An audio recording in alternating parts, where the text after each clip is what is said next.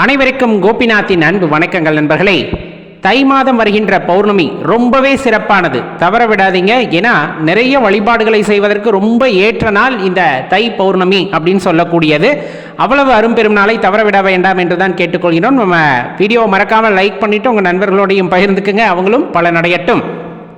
தை மாதம் பௌர்ணமி அப்படிங்கிறது பார்த்தீங்கன்னா அதிசக்தி வாய்ந்தது. இதில் இந்த பூச நட்சத்திரமும் கூடி வருவதால் அந்த தைப்பூசம் அப்படிங்கிற அந்த பெருவிழா அப்படிங்கிறது கொண்டாடப்படுகிறது. முருகப்பெருமானுக்கு ரொம்ப உகந்த தினமாக கருதப்படுகின்ற இந்த தைப்பூச தினத்திலே அவரை வழிபடும் பொழுது சகல சௌபாகியங்களும் கிடைக்கும் அப்படிங்கிறத மறந்துட வேண்டாம்.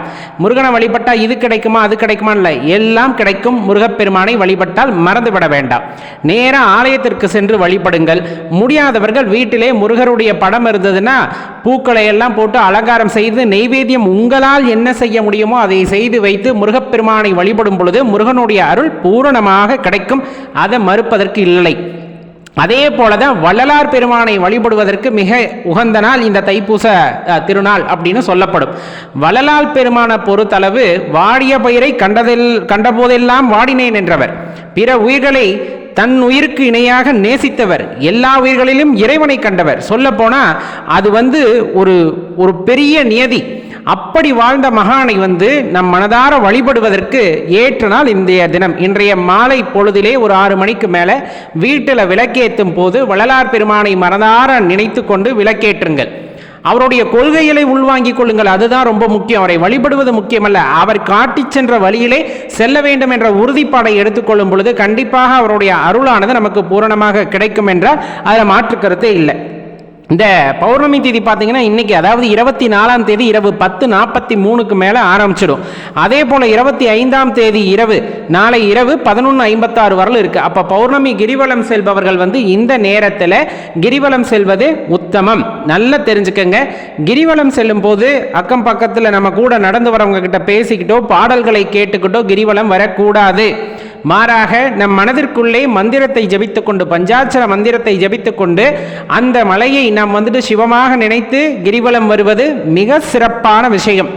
அருகாமையில் உள்ளவங்களுக்கு தொந்தரவும் செய்யக்கூடாது. நம் மனதையும் பக்குவப்படுத்தி கொள்ள வேண்டும் என்றால் மந்திர ஜபம் மனதுக்குள்ளே சொல்லி சுற்றி வருவது ரொம்ப சிறப்பானது. இறைவனுடைய அருளை பூரணமாக பெற்றுத்தரும் அப்படின்னா அதில் மாற்று கருத்து இல்லை நண்பர்களே.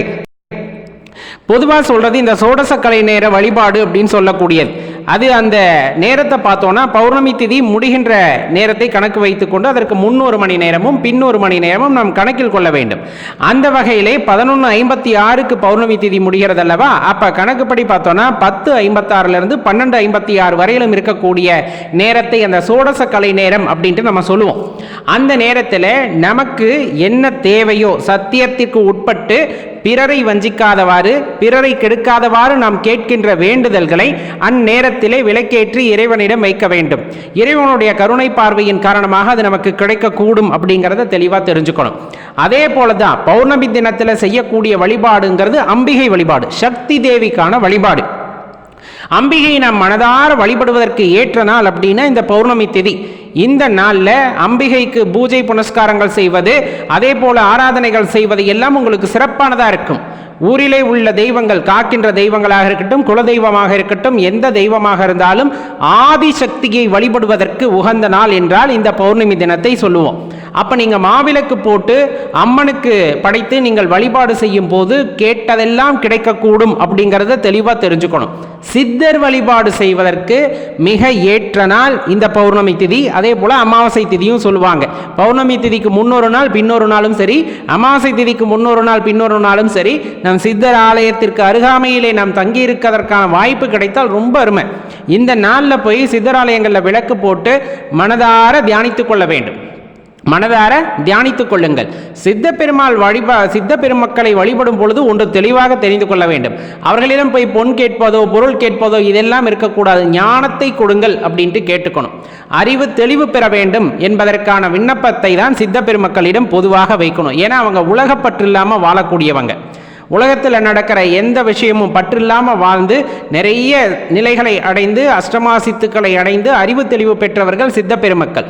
அவர்களிடம் சென்று எனக்கு பொன் வேண்டும், பொருள் வேண்டும், வீடு வேண்டும், காரு வேண்டும் என்று கேட்பதெல்லாம் உசித்தம் அன்றே. தெளிவாக தெரிஞ்சுக்கணும். அப்போ அவங்க கிட்ட என்ன கேட்கணும்? நமக்கு அறிவு தெளிவு பெற வேண்டும். உள்ளிருக்கக்கூடிய இறைவனை உணர்வதற்கான வாய்ப்பை ஏற்படுத்தி தர வேண்டும் என்றுதான் சித்த பெருமக்களிடம் நம் அன்றாடி கேட்டுக்கொள்ள வேண்டும். அவர்கள் அதற்கான வழியை காட்டுவார்கள். ஏன்னா மனிதர்களாக வாழ்பவர்கள் மேன்மை நிலையை அடைய வேண்டும் என்பதுதான் சித்த பெருமக்களுடைய நோக்கமும் கூட. ஆனால் நாம் இந்த உலக வாழ்க்கையிலே திளைத்து கொண்டு இருக்கும் பொழுது அதை பற்றி ஆசைகளை கொண்டிருந்து நாம் சித்தராலயங்களுக்கு செல்லும் பொழுது பயன் கிடைக்குமா அப்படிங்கிறது அவங்களோட பார்வைக்கு நம்ம விட்டுறலாம். அப்போ அவர்களிடம் சென்று கேட்கின்றோம் அப்படின்னா அறிவு தெளிவை கேளுங்கள். அன்னதானம் அந்த வாசலிலிருந்து செய்யுங்கள். சித்தராலயங்களாக இருந்தாலும் சரி, நீங்கள் செல்கின்ற எந்த ஆலயங்களாக இருந்தாலும் சரி, அந்த ஆலயத்திலிருந்து நாம் என்ன செய்ய வேண்டும் அப்படின்னா அன்னதானம் செய்ய வேண்டும். நம்மளால் அவ்வளவெல்லாம் முடியாதுன்னா நினைக்காதீங்க. முடியாதுன்னு நினச்சா முடியாமையே போயிடும். நம்மால் முடியும்னு இந்த பௌர்ணமி திதியில் ஒருத்தருக்காவது சாப்பாடு வாங்கி கொடுத்து பாருங்க. இந்த பௌர்ணமி திதி அன்னைக்கு நான் ஒருத்தருக்கு சாப்பாடு வாங்கி தர்றேன். அடுத்த பௌர்ணமி திதி வர்றப்ப நான் குறைந்தது ஒரு 2 அல்லது 3 பேருக்கு வாங்கி தர அளவுக்கு என் கையில் பணம் வந்துடும் நம்பிக்கையோடு நீங்கள் செஞ்சீங்கன்னா கண்டிப்பாக உங்களால் செய்ய முடியும். உங்களால் முடியாமல் போகாது என்பதை தெரிந்து கொள்ளுங்கள். அதனால் கொடுக்க வேண்டும் என்ற மனம் இருக்கும் பொழுது இறைவன் அதற்கான பொருட்களை உங்களுக்கு கொடுப்பார். என கொடுக்க வேண்டும் என்ற மனம் ரொம்ப பெரிதானது. அது இறைவன் வசிக்கின்ற இடமாக இருக்கும். அதனால் நீங்கள் கொடுக்க வேண்டும் என்ற எண்ணத்தை வளர்த்துக் கொள்ளுங்கள்.